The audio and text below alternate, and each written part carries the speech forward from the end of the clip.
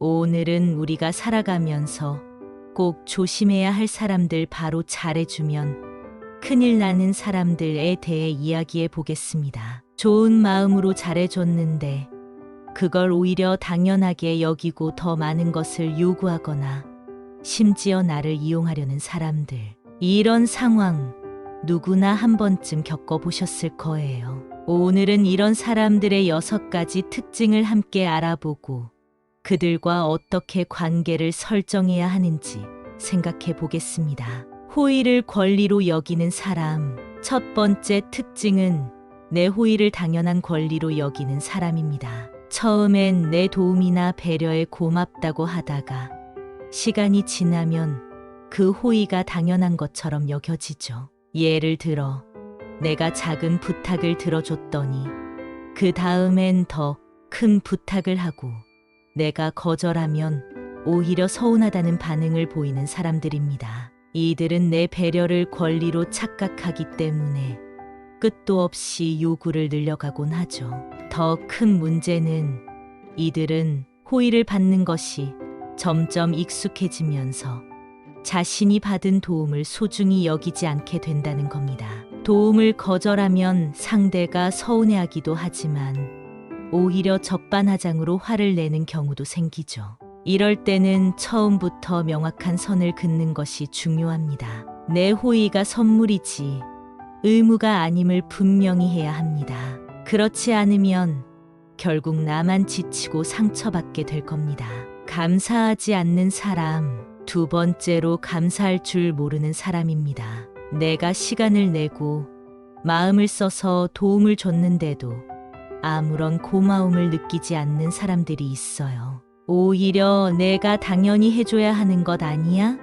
라는 태도를 보이기도 하죠. 이런 사람들은 도움을 받을 때는 아무렇지 않은 얼굴을 하고 있다가 막상 내가 그 도움을 거절하거나 어려움을 호소하면 더 이상 나를 찾지 않거나 불편한 반응을 보이는 경우도 많습니다.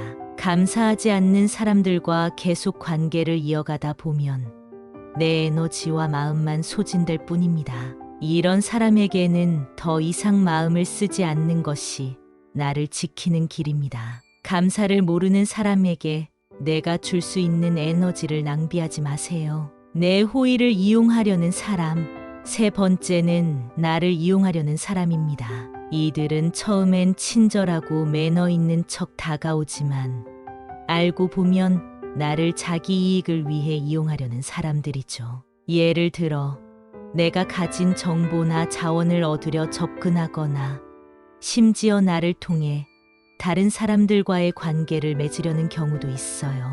이런 사람들은 내가 필요 없어진 순간 바로 떠나기도 합니다. 가장 큰 문제는 이들이 나를 진심으로 생각하지 않는다는 것입니다. 이들을 구분하는 방법은 간단합니다. 그들이 나를 위해서 뭔가를 할 때 진심으로 하는지 아니면 자기 이익을 위해 계산적으로 행동하는지 관찰해 보세요. 계속해서 나에게만 요구하고 내가 어려울 땐 외면하는 사람이라면 과감히 선을 긋는 것이 필요합니다.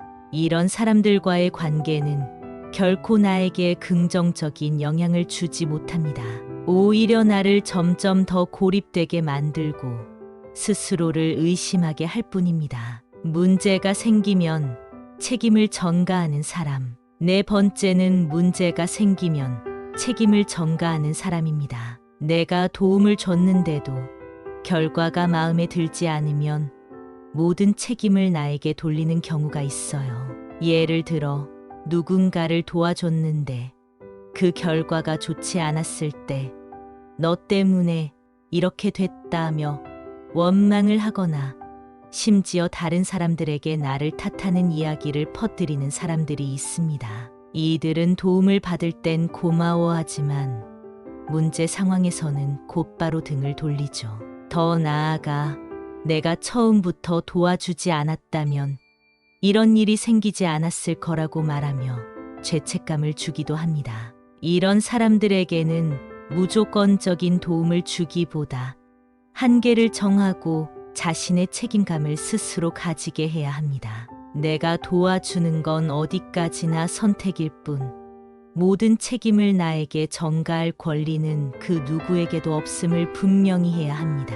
도움을 받으면서도 불평하는 사람. 5번째는 도움을 받으면서도 불평하는 사람입니다. 내가 최선을 다해 도와줬는데도 이들은 이건 마음에 안 든다, 저건 왜 이렇게 했냐며 끊임없이 불평합니다. 예를 들어 친구가 이사를 한다고 해서 도와줬더니 왜 짐을 이렇게 정리했냐며 불만을 표현하거나 내가 힘들게 얻어준 정보를 보고 이거밖에 없어 라고 말하는 경우죠. 이들은 불평으로 상대를 피곤하게 만들고 나의 호의를 더 이상 가치 없게 느끼게 합니다. 이런 사람들은 내가 아무리 최선을 다해도 만족하지 못합니다. 그들의 기준은 내가 아닌 그들 자신에게 있기 때문이죠. 따라서 이런 사람들에게는 과도한 도움을 주지 않거나 불평을 하는 순간 분명히 선을 그어야 합니다. 내가 너를 돕고 있지만 이건 내 호의일 뿐이고 너의 권리가 아니다 라는 메시지를 전하세요. 이건 나 자신을 지키는 첫걸음입니다. 주고받는 관계를 모르는 사람. 마지막으로 주고받는 관계를 모르는 사람입니다. 이들은 항상 받기만을 원하고 자신은 아무것도 주지 않으려 하죠. 예를 들어 내가 도움을 요청하면 바쁘다며 거절하지만 정작 본인이 필요할 땐 당연히 도와줄 것을 요구하는 사람들이 있습니다. 이런 관계는 시간이 지날수록 나를 지치게 하고 결국 관계의 불균형으로 이어질 수밖에 없어요.